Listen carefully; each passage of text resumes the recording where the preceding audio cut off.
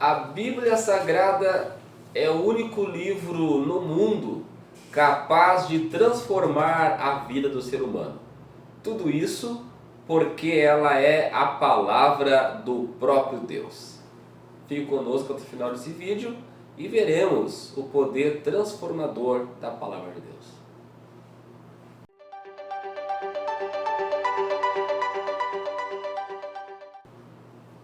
Olá, graça e paz, eu sou o professor Daniel Venâncio, esse é o seu canal Sentinelas da Teologia. A graça e a paz, sou o professor Anderson Velasque e mais uma vez com muita alegria no coração, muita honra, estamos com mais uma oportunidade que Deus nos concede de ouvirmos, aprendermos e falarmos dessa tão maravilhosa palavra de Deus, né, professor Daniel? Verdade. E a lição de hoje é a lição de número 7, que fala sobre a Bíblia transforma as pessoas. E antes de nós entrarmos na lição, nós contamos com a sua ajuda, com o seu carinho, nos deixe voto de confiança.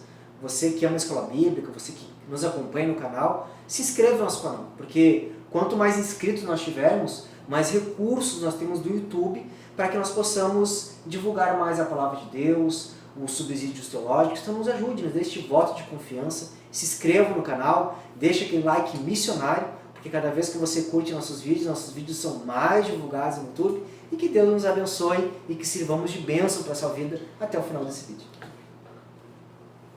A Bíblia transforma as pessoas, professor Anderson.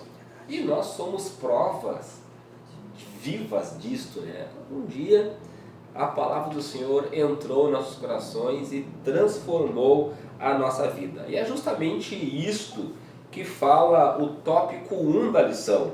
A Bíblia é a palavra viva de Deus.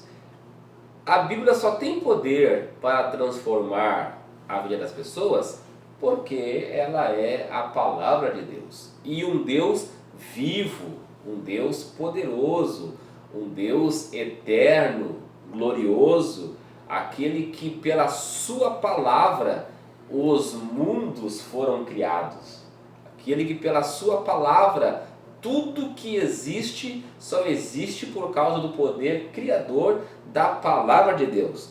E um Deus que é um Deus vivo, um Deus que é um Deus poderoso, só pode ter uma palavra viva, poderosa, eficiente, né? Uma palavra, como diz o texto aos Hebreus, que é apta para discernir as intenções do coração, que penetra até a divisão da alma e do espírito, que eu nem sei onde é que é isso, muito menos, e nem a ciência sabe onde é que fica isso, né? Há um mistério que a ciência tenta desvendar, que é o mistério do DNA humano, né? E a Bíblia, a palavra de Deus, ela penetra lá onde a psicologia não penetra, aonde a psicanálise não penetra, aonde a ciência não consegue entrar. A Bíblia de Deus entra e não só entra, como ela transforma, como ela muda, como ela modifica. Tudo isso, Anderson, porque não são as palavras do pregador, não são as palavras do professor, não são a melodia, né, através das músicas que são cantadas, proferida por homens. Não, é a palavra de Deus. Deus instrumentalizando seus vasos para falar a sua palavra, e a sua palavra ela é poderosa, como vai dizer o profeta Isaías. Ela irá e fará tudo aquilo para a qual ela foi destinada. Ela não volta vazia. E colocou muito bem o professor Daniel que ela tem poder porque ela não é palavra de homens, a Bíblia não é palavra de homens. Porque argumentos de homens, filosofia de homens, que tentam persuadir, convencer as pessoas, não geram um efeito transformador. É uma diferença grande, professor Daniel. Você convencer de você transformar.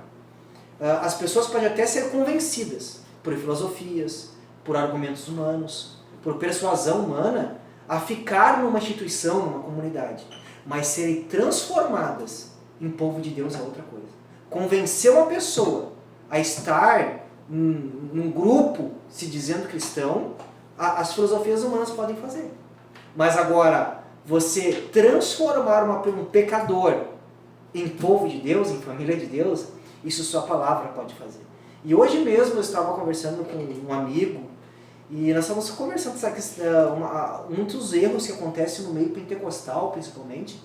Às vezes o cônjuge, o marido, a esposa, vem para a igreja, e daí chega em casa ele quer a força convencer a mulher, convencer o marido a vir a serem cristãos, a ir para a igreja, a abandonar a religião antiga. E às vezes fica aquele embate que a pessoa, não, eu tenho que arrancar meu marido das garras do inferno, e tento fazer na força. Mas a própria palavra vai dizer que não é por força e nem por violência, é pelo Espírito Santo de Deus. Então o Espírito Santo, mas a obra é Deus quem faz. E Deus tem seus meios. Que meios são esses? Deus disse que Deus, a prova é Deus salvar pela palavra. O instrumento que o Espírito Santo se utiliza, o Espírito Santo de Deus se utiliza para transformar vidas, é a palavra de Deus. É ela que tem esse poder. E o tópico, como nós lemos a Bíblia, é a palavra viva de Deus. Nós comentamos isso em alguma das lições já, não, pastor Daniel? Que a palavra de Deus ela é viva e eficaz. O que é algo vivo? Algo vivo não é algo abstrato. Por exemplo, se você pegar um instrumento, um violão, é um instrumento que emite sons. É lindo o som do violão. Mas o violão sozinho, ele não pode ter ação nenhuma. Ele precisa que alguém vivo, ou seja, um ser humano que está vivo, o toque. Agora, algo que é vivo, ele tem ação própria. Ele está agindo. Então, se a palavra de Deus diz que a Bíblia ela é viva, quer dizer que ela está atuando. Ela é atuante. Por que ela é viva? Porque ela é a palavra de Deus. É algo, e aqui, professor da escola bíblica, é importante você trazer não só o teórico sobre a palavra de Deus, mas o sobrenatural da palavra de Deus. Às vezes nós falamos muito da teoria, né? O cano, a Bíblia, o livro sagrado, mas a Bíblia é um livro sobre-humano. Ele está além da atividade humana, além da filosofia humana. É um livro inspirado por Deus, então é um livro sobrenatural, divino, vindo além do homem. Então nós temos, aproveite para enfatizar esse sobre, porque a Bíblia realmente ela é sobre o nosso natural, ela está acima de nós. O sobrenatural da Bíblia, ela é viva. Elas são palavras que estão vivas, por isso que o Daniel disse. Ela vai e não volta vazia, ela vai fazer aquilo do qual foi enviada, porque ela é eficaz. Ela está viva, ela está operando, porque ela é algo vivo, não é algo morto, como as filosofias dos homens, e ela é eficaz. Se ela é eficaz, quer dizer, se Deus enviou essa palavra para que nós o conheçamos, para que nós nos arrependamos e para que nós sejamos transformados, ela vai fazer isso para o ser humano.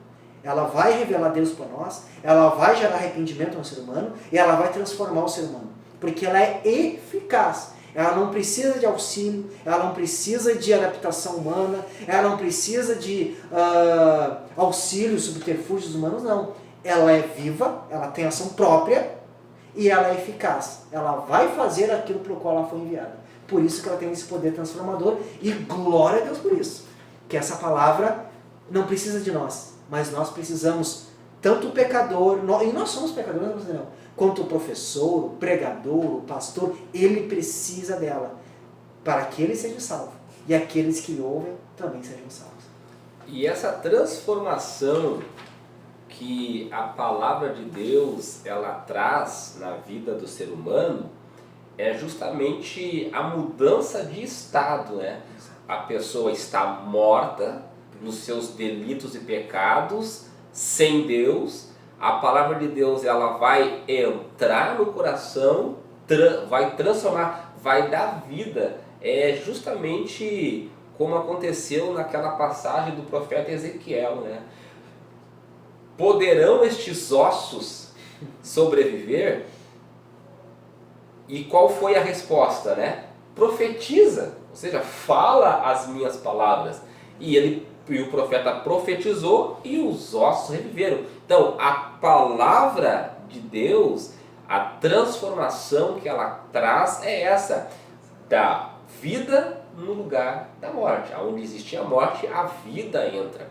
E aonde existia perdição, agora tem salvação. Este é o poder transformador da palavra de Deus, coisa que nenhuma outra literatura, nenhuma outra palavra humana poderia causar este efeito, porque isso é algo que só Deus pode fazer. A salvação, como vai dizer o profeta Jonas, ela vem de Deus. Por isso que a palavra de Deus é o único meio de transformar a vida de uma pessoa. O tópico 2 da lição vai nos falar que a Bíblia, ela anula os conselhos do mundo. A sabedoria, e aí Tiago vai nos trazer esse texto, né? Que a sabedoria humana, ela é, primeiro, terrena, é diabólica, né? Ela trabalha no âmbito natural. Agora, a Bíblia, ela anula esses conselhos humanos e a sabedoria humana porque ela é divina. Ela vem do próprio Deus. A própria sabedoria que está lá em Provérbios, que lá em João vai dizer que o verbo, né, a palavra se fez carne e habitou entre nós. Cristo é a própria sabedoria encarnado. Cristo vai cumprir o que o profeta Isaías vai dizer, que esse menino que haveria de nascer, ele seria o príncipe da paz, o maravilhoso conselheiro. Ou seja, por isso que a Bíblia, Anderson, ela anula todos os conselhos do mundo, porque a sabedoria, o conselho divino é acima de tudo e de todos, e não há nada na esfera humana que Deus não saiba. É por isso que o salmista, no Salmo 139, ele vai nos falar desta onisciência de Deus. Deus, ele conhece todas as coisas. O salmista vai dizer que antes que houvesse uma só palavra nos meus lábios, o Senhor já sabe. Por isso que a Bíblia, ela anula os conselhos do mundo. Por quê? Porque os conselhos do mundo são conselhos no âmbito natural. Não tem poder para o transcendental. A Bíblia tem, porque ela é o livro de Deus. E é muito interessante você deixar bem claro para a sua classe o que são conselhos do mundo e por que a Bíblia anula esses conselhos. Quando nós falamos de conselhos do mundo, estamos falando de um sistema mundano, um sistema carnal. Aquilo que é tudo anti-Deus, anti-Cristo. Aquilo que caminha na contramão das coisas de Deus. Aquilo que se afasta de Deus. Então, conselhos mundanos, está falando do sistema que vai fazer você transgredir aquilo que Deus quer que você faça. Que você se afaste de Deus. Que faça tudo ao contrário da vontade de Deus. Faça tudo aquilo que a sua carne quer. E quais são os conselhos do mundo? Sistema. Adultério, fornicação, prostituição, mentira, cobiça, luxúria, divisão, facção, morte. Quantos morrem e quantos matam pelo poder, pelo dinheiro. Então o conselho do mundo hoje não. Enriquece, goza dos prazeres da carne. Aí, mas a Bíblia ela vai anular esses conselhos. Porque a Bíblia ela vai trazer conselhos, ela vai mostrar, não vai simplesmente dizer, não adultere, mas ela vai deixar bem claro, e se nós formos realistas, isso a gente tem que chamar a atenção da nossa classe, a Bíblia ela vai mostrar bem claro que esses conselhos não são simplesmente por alguém que é de um ditador, mas é para evitar o ser humano do mal, da tristeza, porque a traição gera tristeza. Famílias são destruídas. Imagina uma esposa que é traída ou um marido que é traído. Imagina quantas famílias são destruídas, quantos desgostos, quantas pessoas são mortas por traição, por adultério, quantos roubam, matam por causa do dinheiro. Então, Deus está querendo nos livrar das consequências do pecado. E além das consequências terrenas, esses conselhos humanos têm a consequência eterna, que é o inferno, é a condenação eterna. Eu faço doutorado em patologia, o professor Daniel sabe. Eu tive que ler muito o livro, eu não vou citar o nome, até por não criar polêmica, mas o livro que é considerado a Bíblia dos patologistas. E eu estava no capítulo que falava dos carcinomas, sobre como desenvolve câncer, tumores nas células, o que leva. E tinha uma parte que estava falando sobre câncer do colo do útero. Um livro de medicina isso. E lá estava dizendo que mulheres que começam a vida sexual muito cedo, quanto mais cedo inicia a vida sexual, mais probabilidade tem de ter câncer do colo do útero. Quanto mais parceiros diferentes tiver, maior a probabilidade de câncer do útero. Então, daí, no livro estava escrito isso. Aí o livro vai dizer assim, parece que os prazeres que as pessoas desfrutam, que é o sexo desenfreado, sem um parceiro fixo, bebidas, drogas, tudo isso leva a desenvolver a morte, que é o câncer. Um livro falando isso. E a Bíblia já fala sobre isso. Sobre a fidelidade, sobre o sexo dentro do casamento, sobre a cuidado com o tempo do Espírito Santo. Então a Bíblia ela vai desfazer. Aquela pessoa que ouviu a vida inteira para viver uma vida dissoluta, a Bíblia vai falar, não, isso vai te levar, vai trazer consequências para a tua vida e vai te levar para a morte espiritual. E também, professor Daniel, a Bíblia destrói os falsos argumentos. Porque olha só, no sistema mundano, nós temos falsos argumentos não só de uma vida dissoluta, mas falsos argumentos dentro do meio religioso. Nós temos aqueles que usam falsos argumentos para levar você para o engano, para dizer para você que outros caminhos são caminho de salvação a não ser Jesus. Alguns vão dizer para você que Jesus é prosperidade, a riqueza, e a fartura, a fortuna, desviando da salvação. Mas só que a Bíblia ela é uma verdade única, enfática. E quando nós conhecemos a verdade bíblica, todas as mentiras se anulam. Porque é aí que está. Por que tem muitas pessoas sendo enganadas? Porque não conhecem a verdade. Mas quando nós conhecemos o que a Bíblia diz, você pode ouvir quem for. Você diz, não está de acordo com o que a Bíblia diz. Então por que a Bíblia desfaz, anula? Porque ela vai mostrar o caminho de santidade, retidão, que vai nos livrar das consequências de uma vida dissoluta, que é aquilo que o mundo vive. E também ela vai nos mostrar a verdade diante de tantos falsos evangelhos, de tantas doutrinas, de tantas teorias, que também vendem uma salvação, que não é aquela que a Bíblia diz que só um nome debaixo do céu, ou sobre a terra, que nós vamos ser salvos, que é o nome de Jesus Cristo. E este conselho do mundo, nós podemos defini-los, né, Anderson, como um mundo anti-Deus, com uma cultura hedonista, egocentrista, de imoralidade, de mentira, que tem como propósito, na lógica humana, a evolução, a libertação do homem.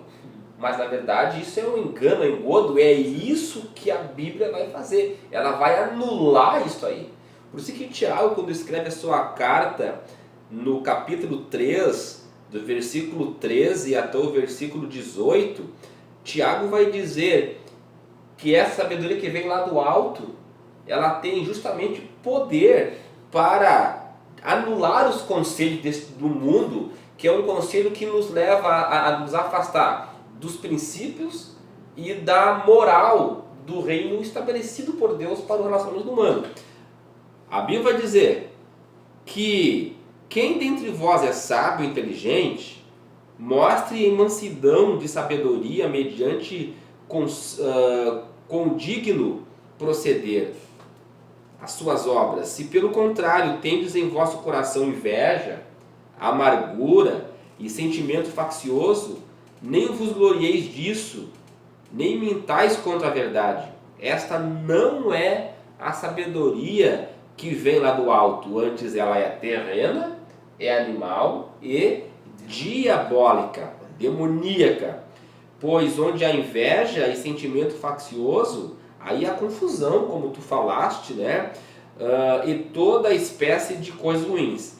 Agora, a sabedoria, porém, lá do alto, ela é primeiramente pura, depois pacífica, indulgente, tratável, plena de misericórdia e de bons frutos, imparcial e sem fingimento.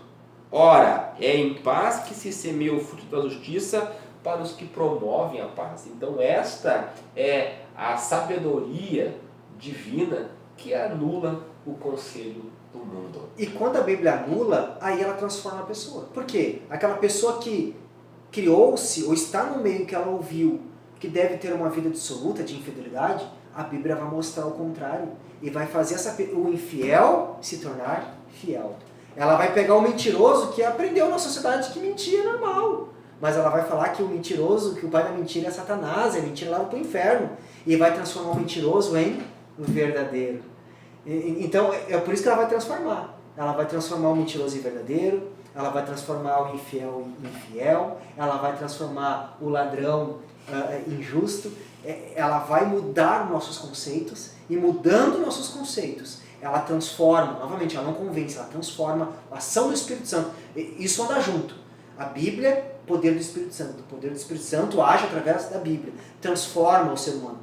É por isso que ela vai desviar a conduta. O mundo está indo para lá, a Bíblia vai transformar você e vai fazer você em direção a Deus. É por isso que Zaqueu, quando ele ouve essa palavra e o seu coração é transformado, qual é a primeira coisa que ele diz? Senhor, eu restituo quadruplicadamente tudo que eu tenho roubado. Não, se até aqui eu tenho tido uma vida corrupta, acabou. A anulação dos conceitos do mundo, que até então Zaqueu está impregnado, agora ele é limpo, é liberto. Olha o poder dessa palavra, professor de escola bíblica.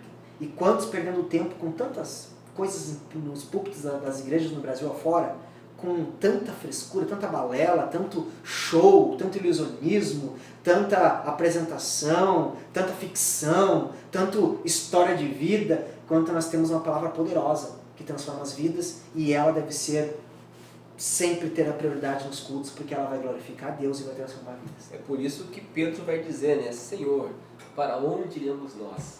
Só Tu tens as palavras de vida eterna. E o tópico 3 da lição vai nos dizer que a Bíblia, ela nos torna mais humildes. Ou seja, Deus nos ensina na prática o que é humildade. Quando Ele se encarna, né? Como Filipenses, quando Paulo escreve lá aos Filipenses, Ele é o exemplo, né? Ele vai dar o exemplo maior de humildade, que é a pessoa de Jesus. E Ele vem viver entre os homens. Ele vem servir os homens. Ele vem lavar os pés dos discípulos. Ele vem dar a vida pela sua igreja. Ou seja, a Bíblia, ela nos mostra e nos torna humildes da mesma forma como o próprio Jesus nos deu esse exemplo de humildade. E a questão da Bíblia nos tornar humilde, isso é interessante. Por que tornar humilde? Porque a Bíblia vai nos fazer reconhecer que nós somos miseráveis e reconhecer que nós precisamos de Cristo. Humildade, irmãos, humildade não é uma pessoa que se veste de maneira rota, não. O que é humildade? É quando alguém não se acha melhor, não tem aquela orgulho, eu sou bom, eu sou inteligente. Orgulho é isso, é quando a gente se acha superior, se acha inteligente demais, se acha bom demais, se acha forte demais, se acha bonito demais, isso é orgulho. Agora, quando a gente diz, não, eu não sou tão bom, eu não sou bom, eu não sou justo, pelo contrário, isso é um dos princípios da humildade. E o segundo princípio da humildade é quando nós reconhecemos que nós precisamos de ajuda, de auxílio, porque o orgulhoso vai dizer, eu não preciso de salvação, eu não preciso de ajuda, eu não preciso de igreja, eu não preciso ouvir o professor Daniel, eu sei tudo. Agora, quando eu reconheço que eu preciso de um Cristo que me salve. Por quê? Porque a Bíblia, e nós já falamos isso também em alguns dos nossos vídeos, falando da palavra de Deus, um dos símbolos da palavra que eu mais gosto é o espelho. E nós já falamos isso em alguns dos outros vídeos. Por quê? Porque quando nós nos olhamos no espelho, o espelho reflete exatamente aquilo que nós somos. Eu quero, eu queria ser lindo, mas quando eu me olho no espelho, o espelho mostra que eu não sou bonito. Aí eu posso me exaltar, eu sou bonito. Mas quando eu me olho no espelho, o espelho Eu acho que eu sou, mas o espelho está mostrando que eu não sou bonito. Então a Bíblia ela faz isso. A gente bate no peito, eu sou bom. E quando nós lemos a palavra de Deus, ela vai mostrar nossos erros, nossa sujeira, nosso pecado, a maldade do nosso pensamento, a maldade das nossas palavras, a maldade do nosso coração. E a Bíblia vai mostrar para aquele que pensa que é bom, vai mostrar o quanto ele é mau. A Bíblia vai mostrar para aquele que acha que é perfeito, o quanto ele é imperfeito. A Bíblia vai mostrar para aquele que pensa que é forte, que vai chegar no céu porque dá esmolas, porque dizima, porque prega, e ela vai mostrar que todas as nossas obras não passam de trapos de imundícia. Então ela vai mostrar, por mais que tu faça, por mais que tu oferte, por mais que tu pregue, nada disso te leva para o céu. Então a Bíblia ela vai nos tornar humilde por quê? Ela vai mostrar a nossa realidade para você, Daniel.